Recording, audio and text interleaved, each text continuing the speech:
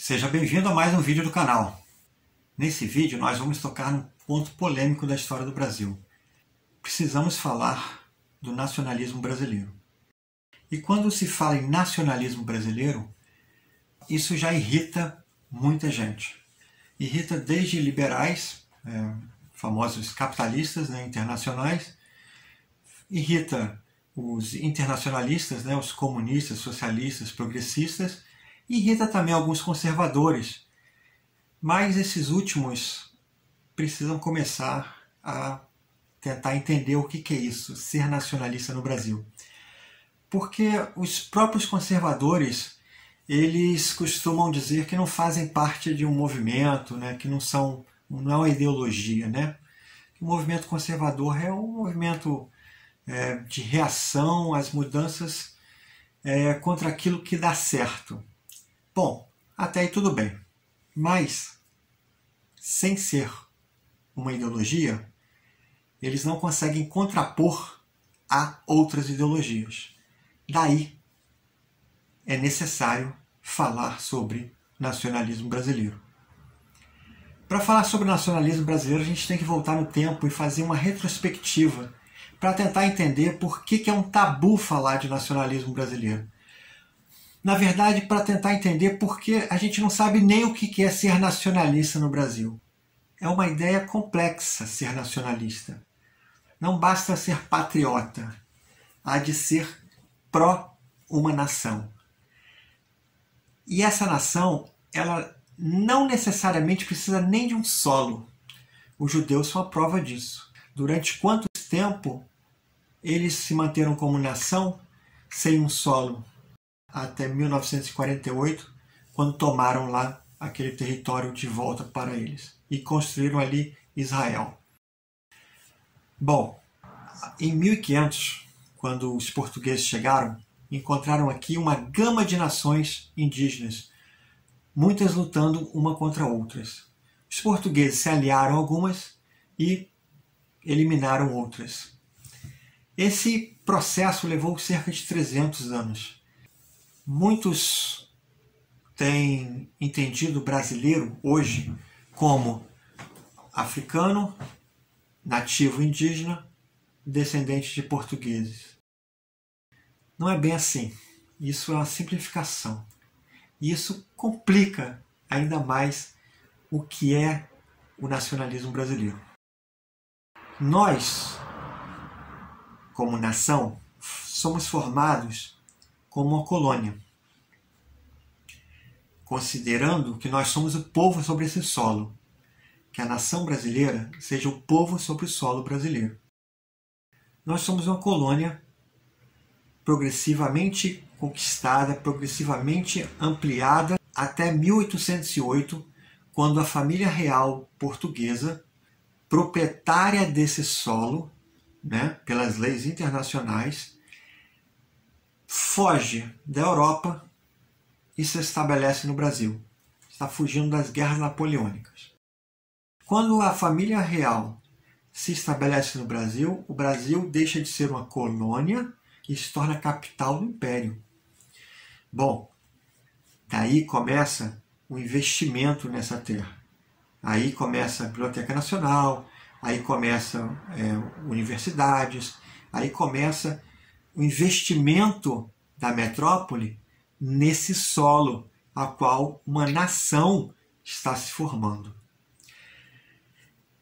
Esse processo ele culmina com a independência do Brasil em 1822.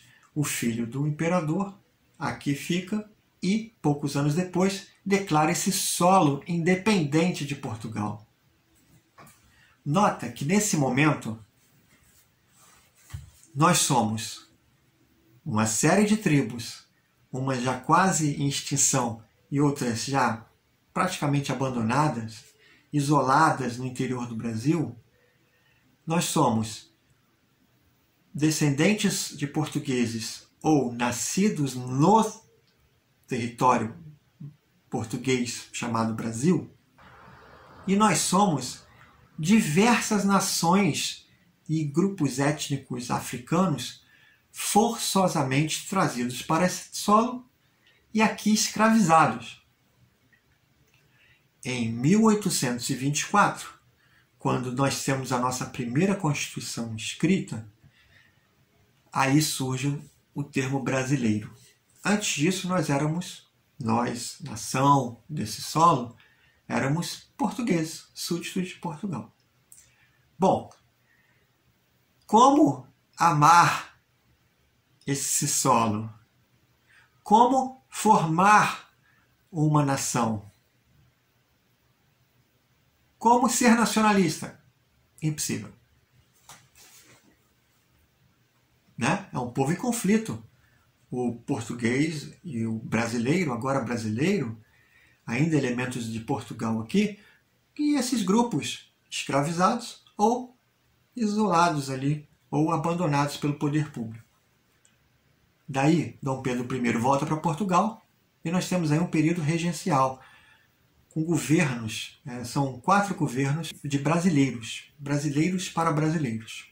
Governos em que estão começando a entender o Brasil, o que é esse território imenso, e enquanto aguardam a maioridade de Pedro II, que é o imperador legítimo, né, pela linha de sucessão do Brasil.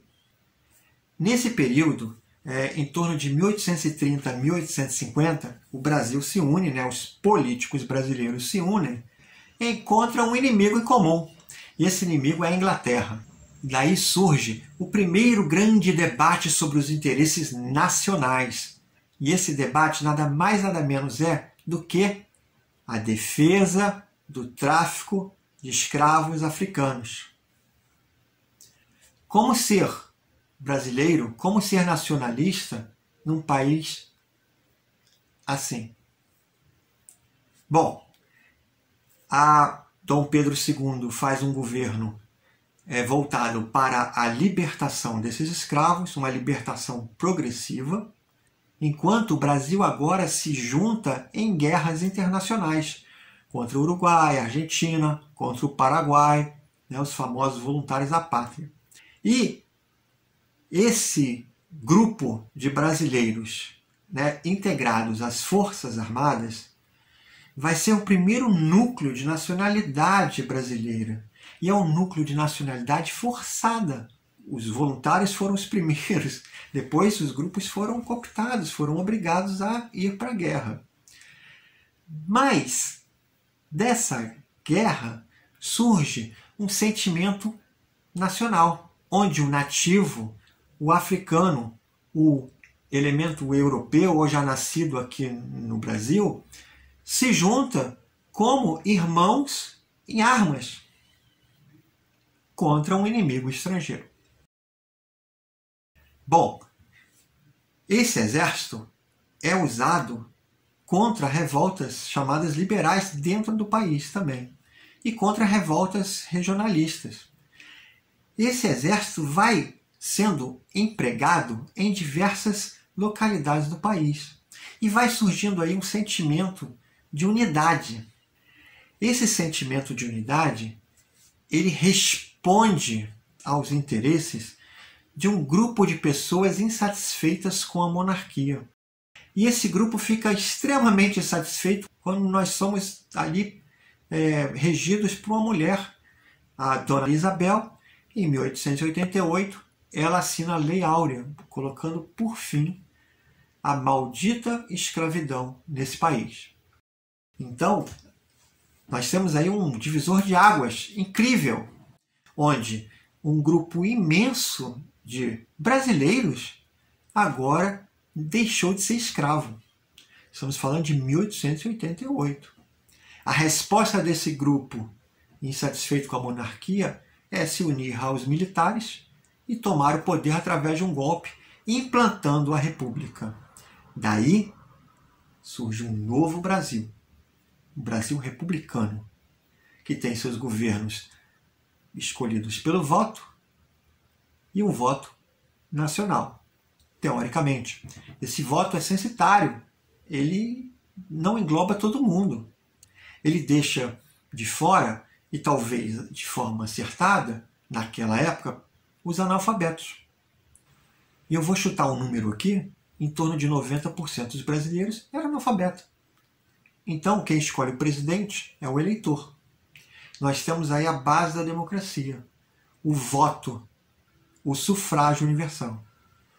Os militares, então, começam a construir a identidade nacional. É a formação do brasileiro, a formação do povo brasileiro. A proclamação da República, ela é feita com base em ideais positivistas. E esses ideais são nacionalistas, de uma forma ou de outra. Só que é um nacionalismo de Estado, é um nacionalismo imposto, de cima para baixo. E aí nós temos o hino nacional, nós temos a bandeira nacional, uma nova bandeira, claro. Nós temos aí um brasão da República, símbolos e heróis nacionais como Tiradentes. Essa construção da nacionalidade brasileira, de cima para baixo, ela vai sendo repetida através de alguns governos e abandonada por outros. Até que em 1930, cansado desse joguete político aí do voto, né? A Aliança Liberal, encabeçada por, entre outros, Getúlio Vargas, faz uma revolução e toma o poder pela força. Essa revolução ela começa aí a impor o autoritarismo progressivamente. Nós temos um período aí de conversa. Em 1932, nós temos a resposta de São Paulo contra a Revolução de 1930, a chamada Revolução Constitucionalista, onde há uma guerra civil no Brasil, batalhões de voluntários que lutam contra brasileiros. Aviões sendo empregados para bombardear cidades, tiros de canhão contra a população, navios atirando contra cidades costeiras, todos contra São Paulo. São Paulo se levanta contra a ausência de uma Constituição e Getúlio Vargas os acusa de separatismo. A Constituição é feita 2 anos depois, em 1934, e nesse período, desde 1916 até 1932, surgem diversas organizações regionais tentando criar um nacionalismo, tentando ser nacionalistas. A partir de 1916, com Olavo Bilac e a Liga de Defesa Nacional, surgem alguns movimentos. Em 1922, ao contraponto, é fundado o Partido Comunista do Brasil, que é tudo menos nacionalista. Em resposta a esse Partido Comunista, 10 anos depois do comunismo no Brasil, em forma de partido organizado e financiado pela Rússia, surge a Ação Integralista Brasileira. Essa Ação Integralista Brasileira, ela reúne diversos pequenos grupos que surgiram pelo Brasil e criam o primeiro partido nacional. É o primeiro partido que tem representantes Norte, Nordeste, Centro-Oeste, Sul, Sudeste. Antes os partidos eram regionais. O Partido Republicano do Rio de Janeiro, o Partido Republicano Paulista, o Partido Liberal do Rio Grande do Sul. E cria-se aí uma unidade nacional dentro de um partido político que surge, na verdade, realmente como um movimento cívico, e é o primeiro partido a se falar de nacionalismo, a defender a bandeira nacionalista. Ele é obviamente combatido pelos líderes regionais, combatidos pelo líder nacional, Getúlio Vargas.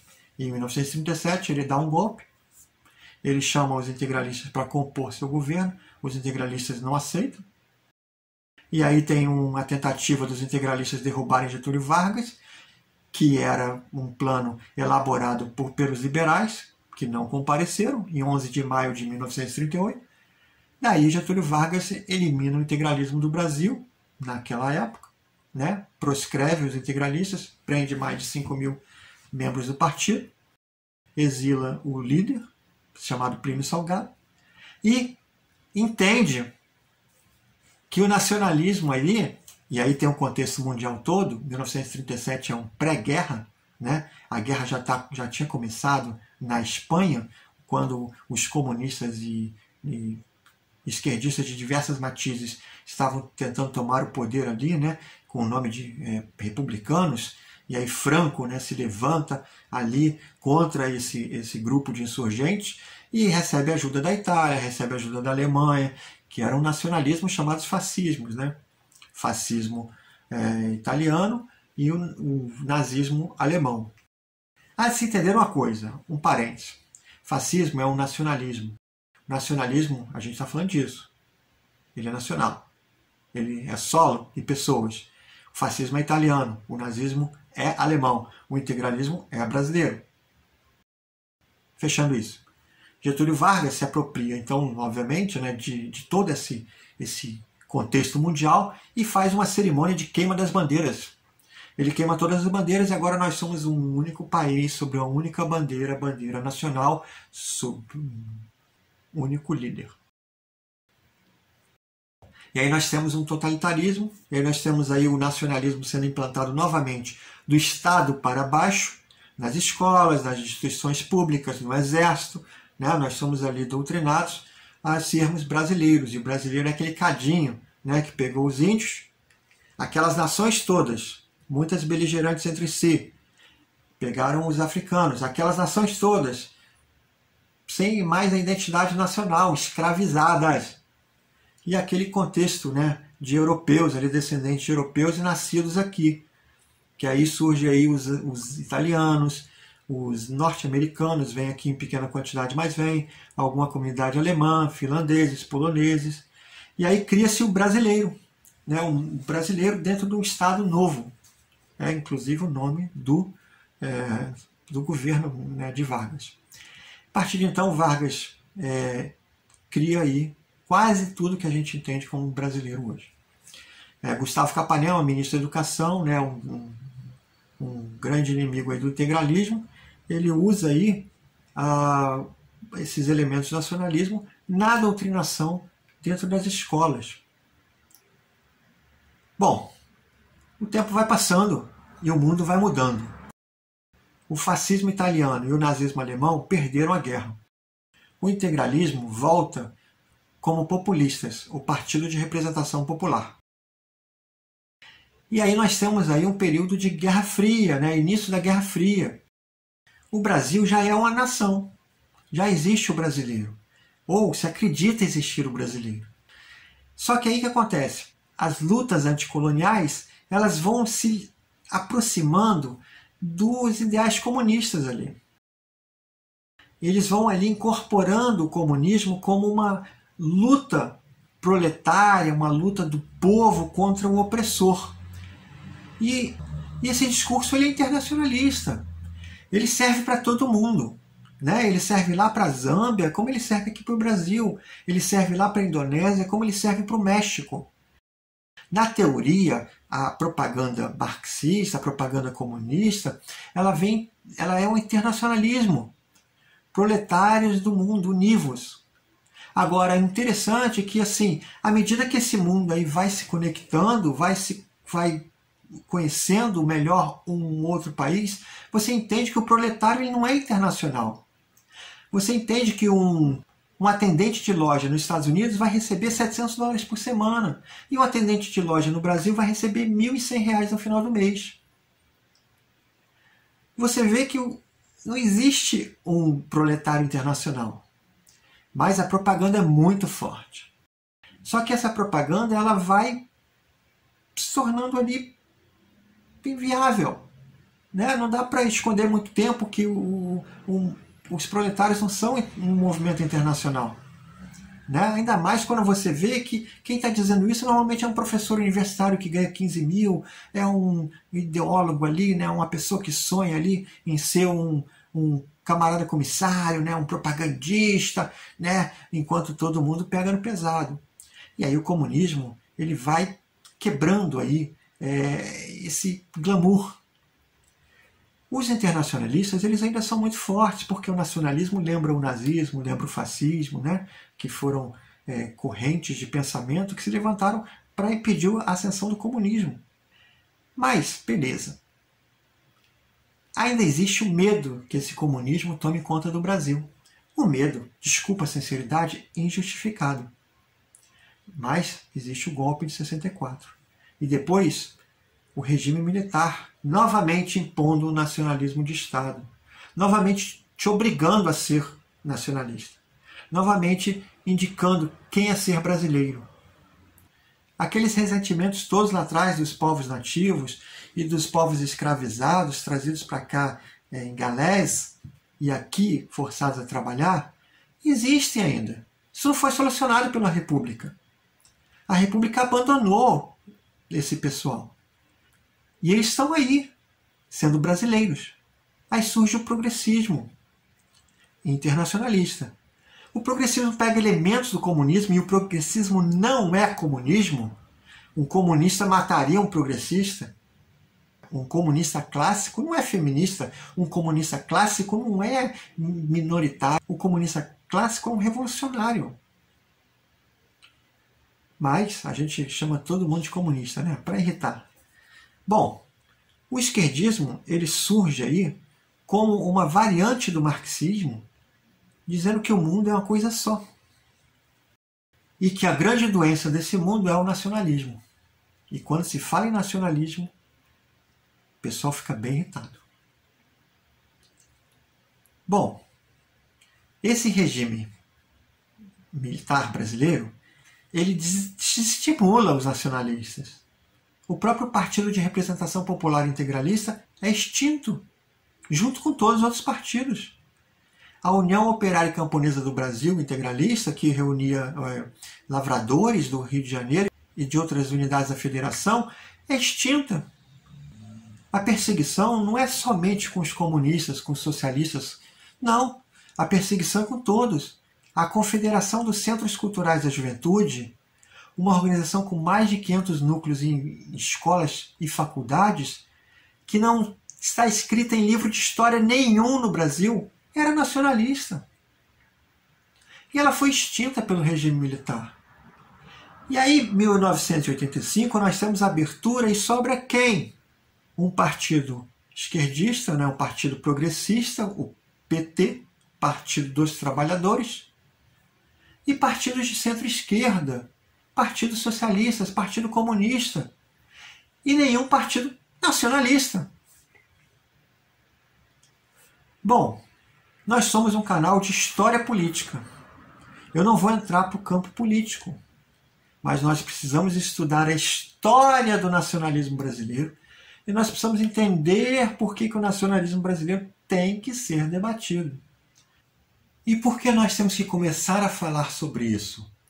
Porque esses 30% de brasileiros que não estão satisfeitos com os rumos da política nacional, eles não podem ficar unidos em torno de pessoas, em torno de ideias pequenas como os militares vão salvar a nação, ou os políticos vão salvar a nação. Não, eles têm que se unir de outra forma. Eles têm que começar a se enxergar como irmãos. Porque se enxergando como irmãos, se forma uma coesão muito forte.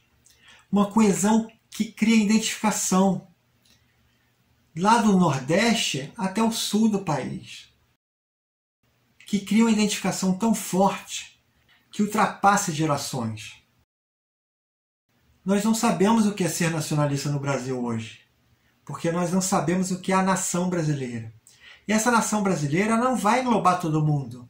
Ela não vai englobar, com certeza, aqueles que não querem. Precisamos falar do nacionalismo brasileiro. Se você gostou desse vídeo, não esqueça de curtir. Siga o canal se você ainda não segue. Meu muito obrigado. Até a próxima. Tchau.